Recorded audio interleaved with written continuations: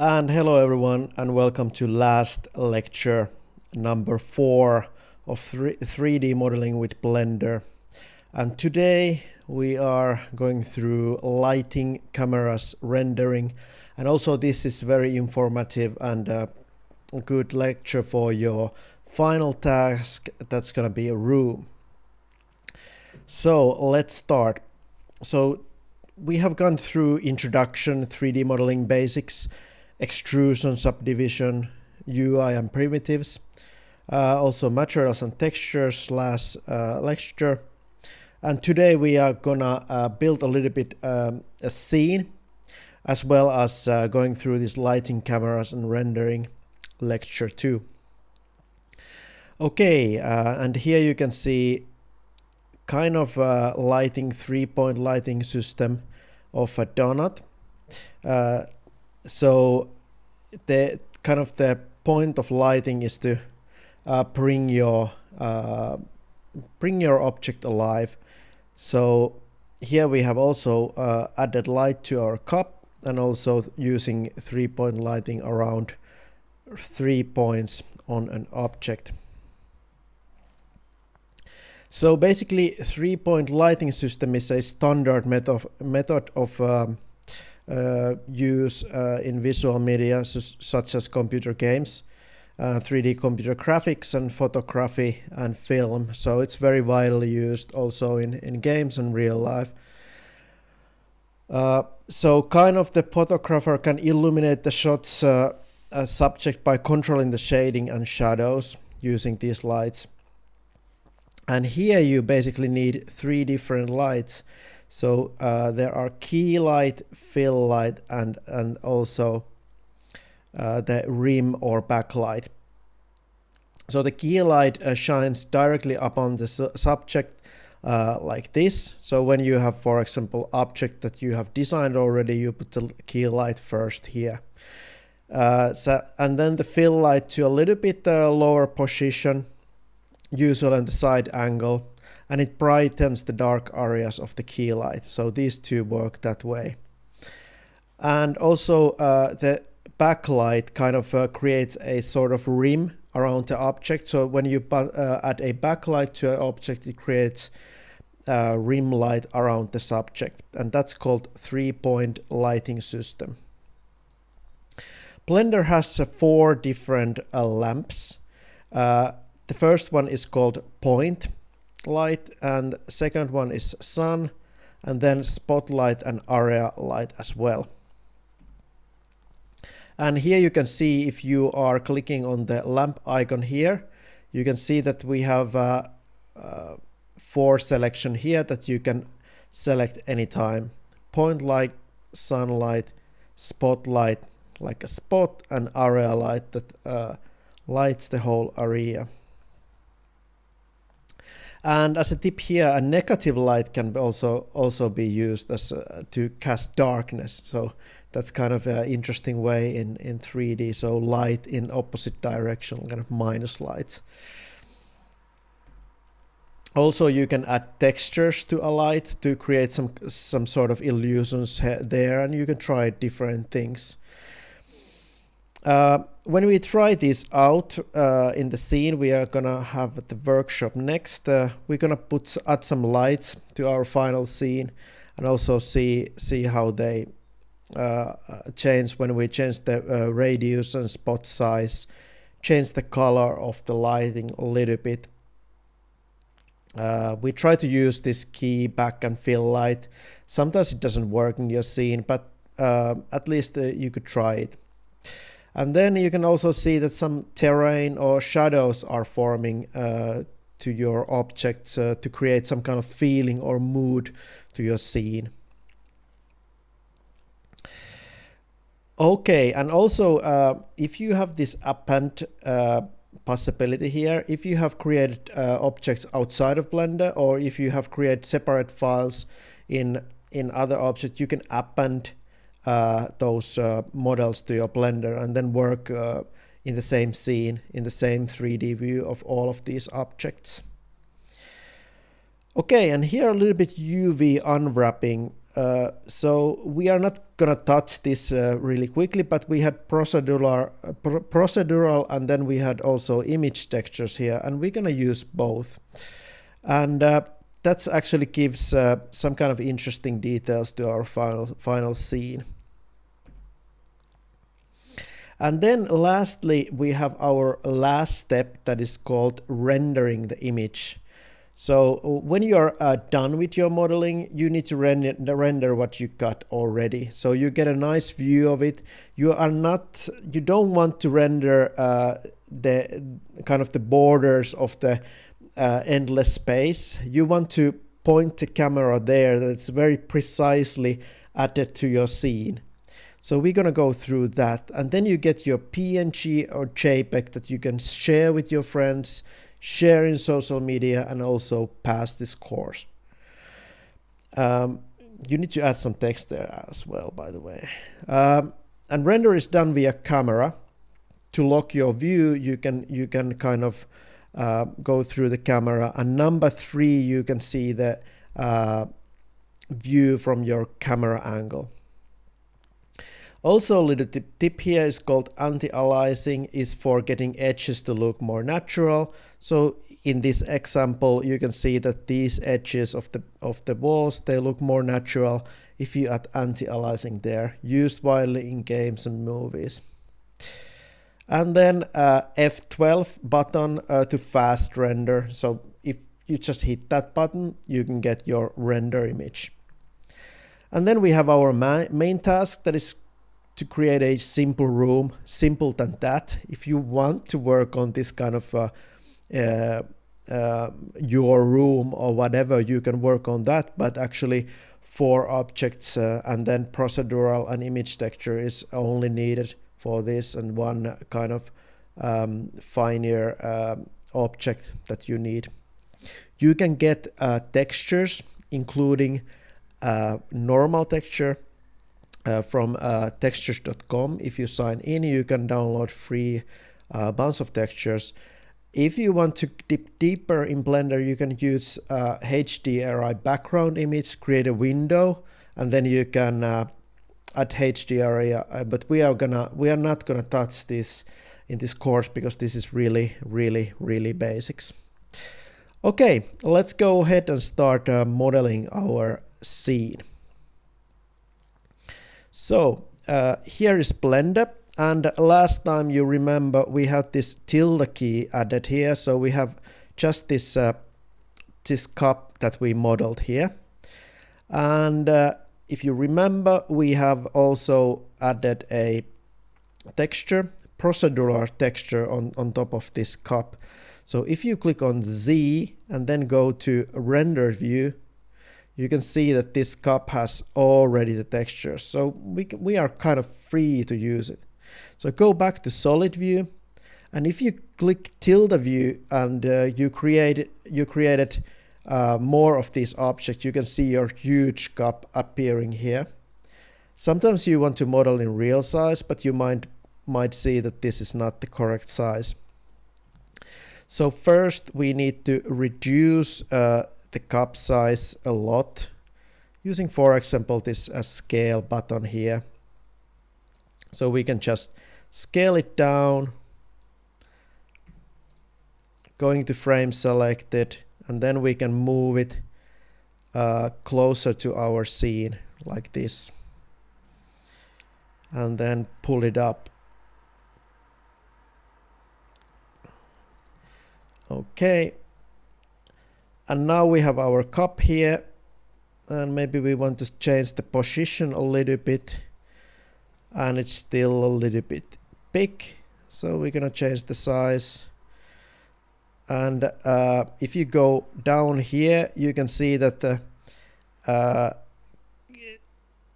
mesh of the cup shouldn't overlap with other mesh, so kind of make sure that you don't see anything underneath when you're placing these objects. Okay, like this, our teacup is here. Okay, and now we see that we don't have any room here. our 3D cursor where our new things are, our new objects are added, are here in the center. So if you right click and you snap your cursor to world origin, it goes here. So you want to design in the middle. And we want to add a cube and make it as a room. So basically a room is a cube with some faces deleted. So we create a cube. We can click on tilde key and go straight here. We can go to edit mode, and then we can shift select these 3 faces here, hit X and delete faces. Ta-da! So we have a room. We can go back to object mode and then actually increase the size of this how we want it to appear. Maybe this is the nice size already. So the item is about 26 meters, quite big, but you remember these were not right either. Okay, then we can actually move this a little bit up so that it's gonna touch only a little bit here. And then actually when you shift click, you can move this only tiny bit. G and shift click. Okay, perfect. Maybe we want to move the position of X a little bit towards the wall, and Y, G and Y a little bit. Okay, G and Y. Okay. Okay, and now we have a camera here. If we don't see it, make sure you have this I button selected. So if you click on 0, we can see from the camera view towards your kind of object. If you want to go here and then you move, the camera goes away. So there is tip to that when you want to position your camera correctly. So you go to view, and here, if you don't see the view, by the way, click on N letter, and then go to view, and then there is this lock. So lock this to 3D cursor and camera. What does it say? Camera to view. If you select this, you can see that when you orbit around, the camera moves as well. So if your camera is, for example, here, that is clipping everything, bring it here and bring it nicely to your view. And then I usually just get rid of these again when it's nicely done.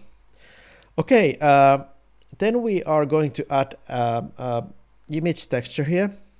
So go ahead and select your cube. By the way, here you can also do a little trick here. You can see that the axis and the origin of the object is added in the middle of this, and it's looking a little bit weird. So when we set the origin to 3D cursor here, you can see that actually now the room is moving like this. It might be helpful sometimes, but I try to move it here. It's easier in game engines to work with that in that way. You will figure it out later how it works. So if you are going to a render view like Z and render view, you can see that this is pretty dark and you definitely need some lighting here. And if you go here to properties, you can see that render engine is cycles. For you it might be EV. That's okay if you have a slower computer, but in render I really prefer cycles. And make sure you have a GPU compute added as well. And here you can make really nice close-ups also by rendering, hitting the button. So when you want to render, you hit F12 button, and then it starts rendering the image. So it's still quite dark and it doesn't have so many textures and materials, so it doesn't look so cool yet. So hit ESC.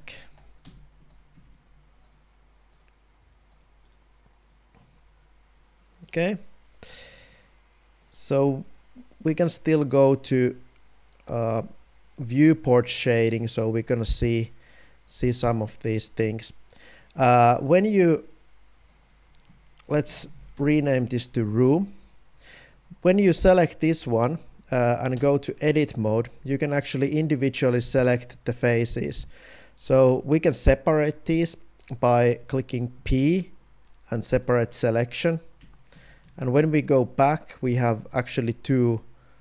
We have wall 1, and then when we go back to, we click on the room, and then we go back to edit mode. We select this face and P to separate selection as well. So this is the wall 2, and then this is gonna be floor. So we made this cube as 3 individual faces. So we want to give it a nice, this is from textures.org. So we want to give it a nice texture, image texture, brick wall here, and then we want to change the color of this. So let's make the simple first. So we want to change the color of the floor. So we go back to this material properties, we click on new button, and then we select the base color here, like something like nice blue floor. Do whatever you want. So this is procedural texture. You can also select these ones if you want, and change the roughness to really bright and so on, or you can use image texture if you want as well. Okay, I will leave it like that, so you feel free to make modifications there. And then we want to make the brick wall, so select one of these faces and then go up, and you can see this arrow pointing up and down forming. Right click and then horizontal split. And now when you make a new material here to this, you can see in shader editor, if you click on this one here, you can go to shader editor. You can see that all of these functions are here as well. So if we want to add a image texture here, we need 2 times with normal, actually 2 times image texture, and we can shift D to duplicate it. And now we have these here, so we can open our image texture here, and we have this albedo map of bricks, and then I have downloaded also, it's included in the package usually in textures, a normal map file. That's TIFF file. Make sure that your normal map's color space is selected to non-color and not sRGB. And here in your regular texture, it should be RGB. And connect this color to base color, and then the normal map to normal. And here you need something between that it recognizes that it's normal. Otherwise nothing gonna happen. Yeah, so you add a normal map between these, and then you can actually move the strength a little bit down You can use bump map as well, but now we are using just normal and textures, so you get the idea. Then this 2-point arrow is forming, and we're gonna join these areas together, and we are going to UV. Now we are gonna split this again, make a vertical split, and then we are going to select here a UV editor. Okay. So if you go to edit more here, you can see that this small kind of cube appears as well. The thing is that this should be a cube, because otherwise it's gonna spread the actual texture quite a bit. So if we have a cube, you should use cube as well, or you should unwrap it so that it forms accordingly. But now it's quite easy, because when we resize this, we can resize it quite a bit, that we can get this nice brick wall, and then we can rotate it by 90 degrees. And now you can see that this is forming here nicely. Okay, we are gonna join these areas together, and then also we need the brick wall or some other texture here as well. So we can select this one, and we can create a new material here, and let's make it something nice, like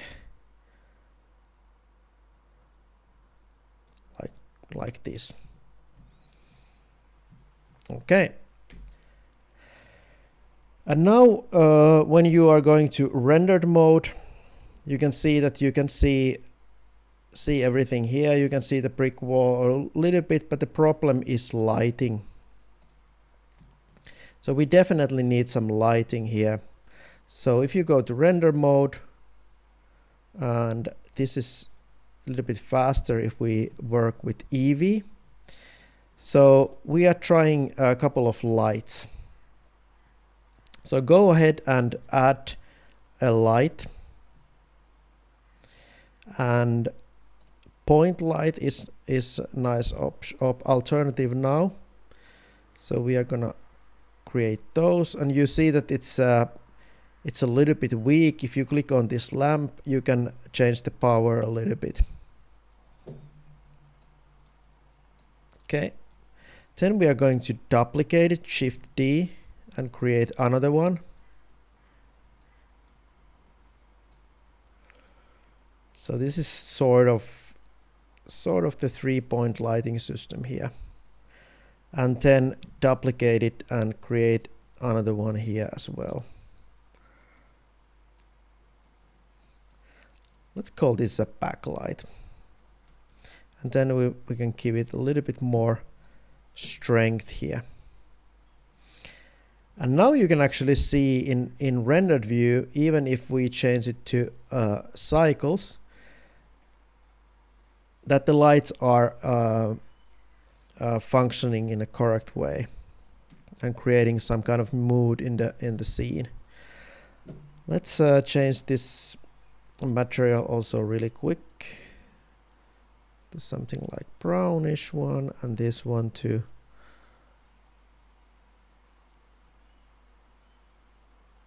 pink. So you can also search for these materials here. Instead of using procedural, you can also use just image textures here and unwrapping them around your object.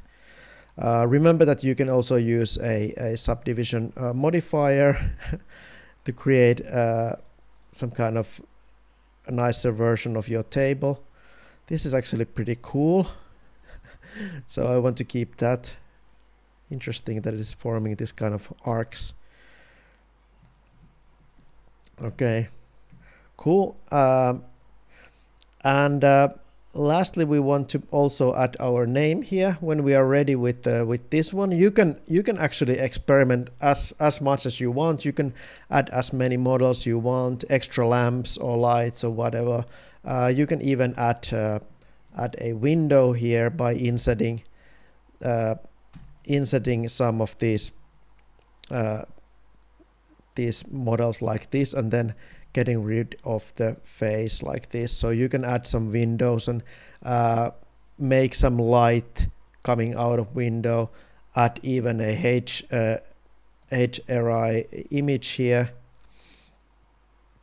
and select different kind of lighting zones if you want to use this one. And you can of course move this window up, but you decide where the light comes from. So that's kind of your task.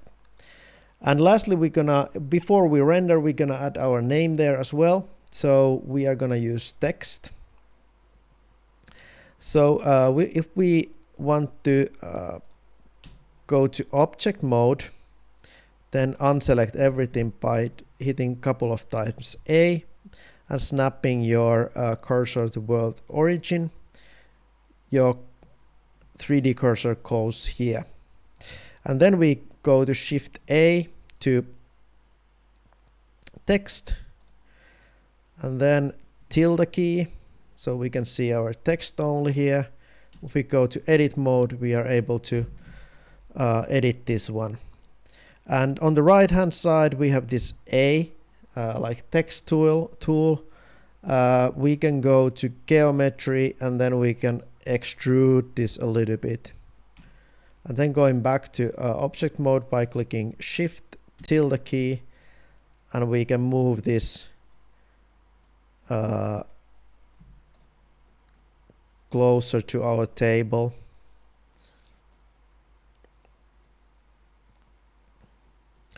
Okay, and then maybe we can add it to a wall.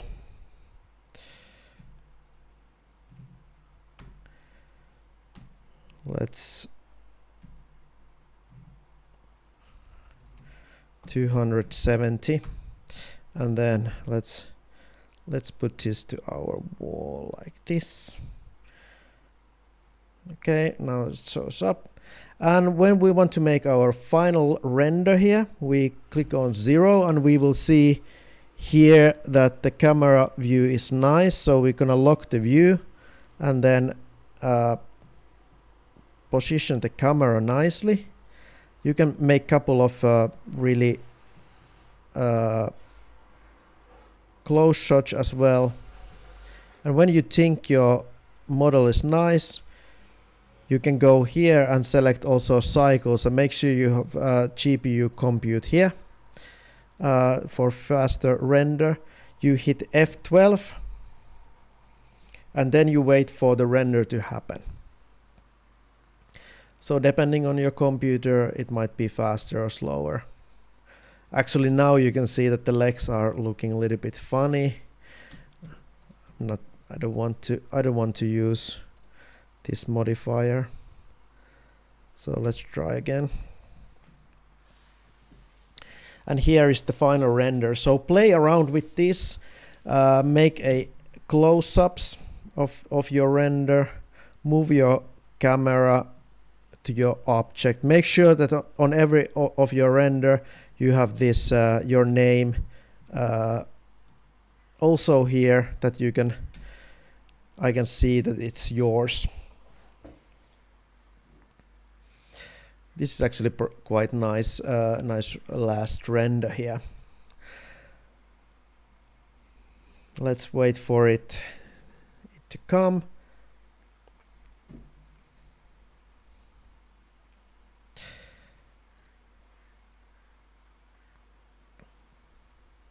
You can use denoiser as well if you see noise on the image as well. You can use anti-aliasing. So check this out, but this is not included in this this tutorial. It's gonna be the next level of Blender, hopefully coming soon.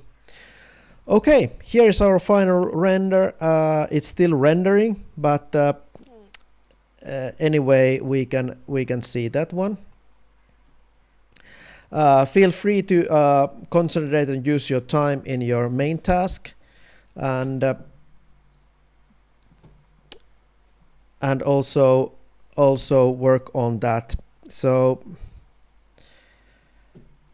we have also a continuation course called Unity to Blender. So if you want to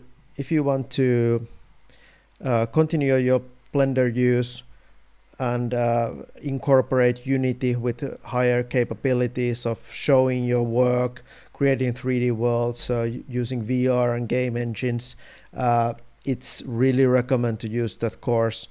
So okay, get your grades, give yourself a big tap to your shoulders if you made it that far. I'm grateful that you took this opportunity to learn Blender, and see you in the next class. Thank you very much.